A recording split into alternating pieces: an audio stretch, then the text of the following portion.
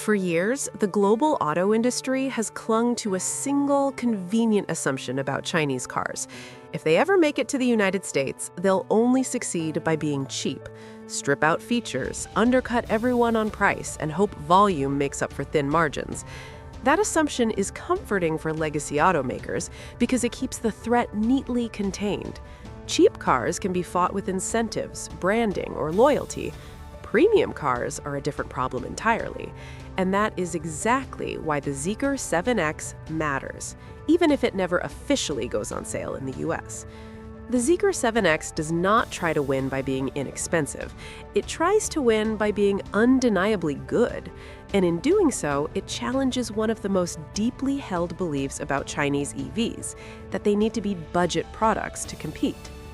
To understand why this is such a big deal, you have to start with the reality of tariffs and politics.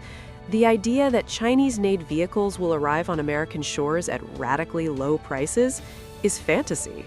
It doesn't matter who occupies the White House or which party controls Congress, U.S. legislators, domestic automakers, and labor groups are aligned on one thing: keeping Chinese cars from flooding the market on price alone.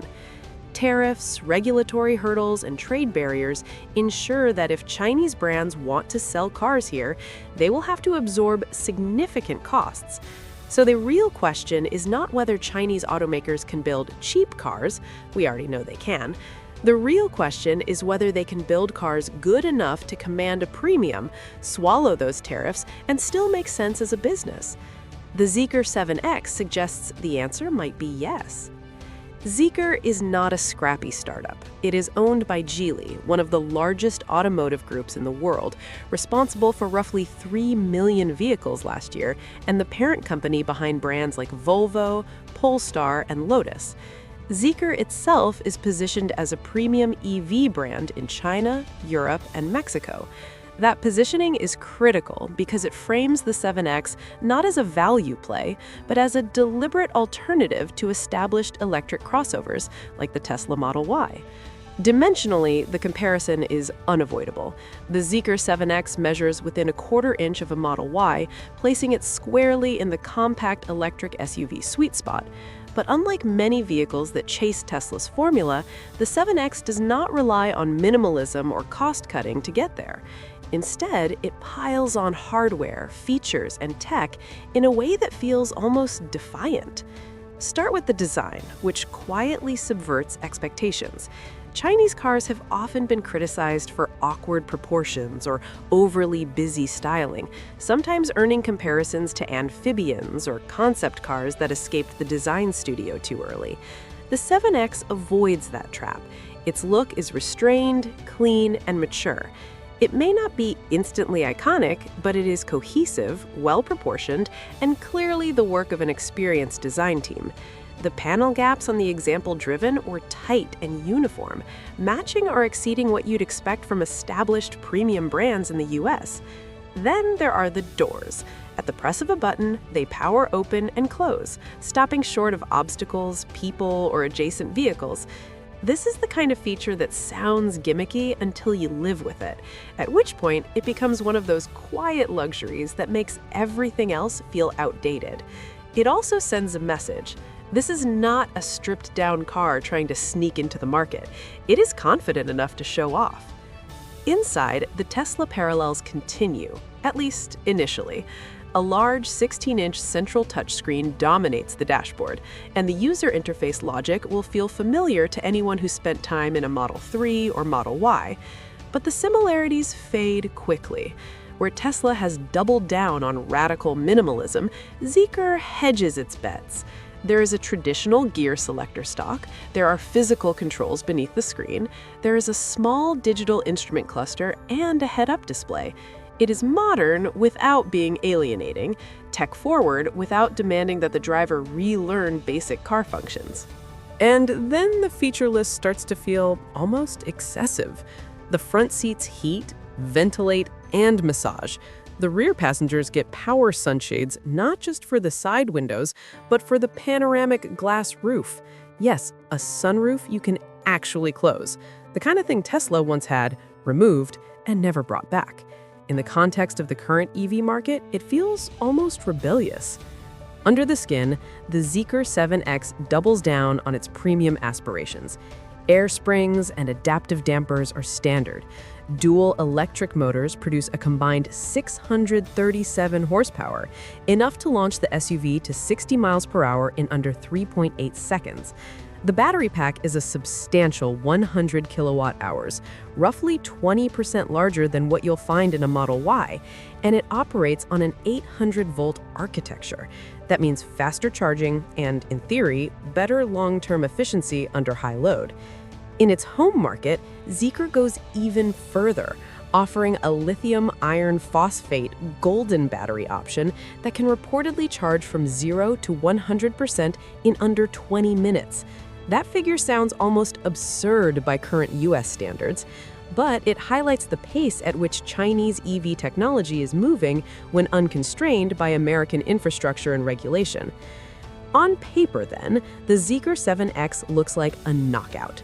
More power than most competitors, more luxury features than a Model Y, faster charging potential, a bigger battery, and all of it wrapped in a package that feels legitimately premium.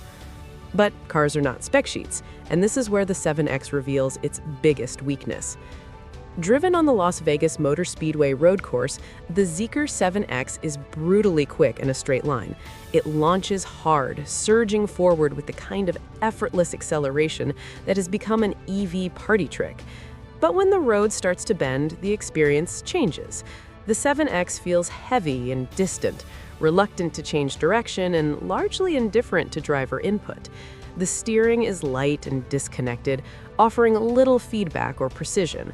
Compared to vehicles like the Ford Mustang Mach-E, Kia EV6, or even the Tesla Model Y, the Zeekr lacks agility and athleticism. This is not entirely surprising. One of the reasons Chinese automakers can develop vehicles so quickly is that they often prioritize technology, features, and perceived value over fine-tuning ride and handling. In their domestic market, buyers tend to care far more about screens, software, and convenience than about steering feel or chassis balance. The question is whether American buyers still care.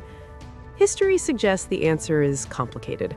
Hundreds of thousands of buyers happily accepted the jittery ride and nervous steering of early Tesla models because the overall package was compelling enough.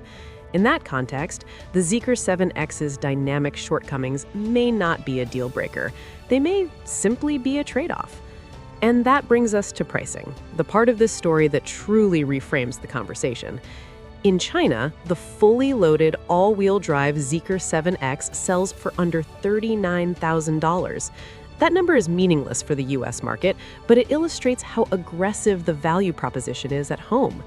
A more realistic benchmark comes from Mexico, where Zeekr sells a single trim called the Zeekr 7X flagship for about $56,000. That is roughly $1,700 more than a Tesla Model Y premium all-wheel drive in the same market.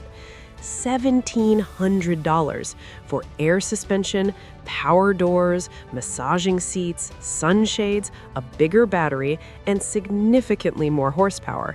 At that price, the 7X is not cheap, but it is compelling, and that is the point.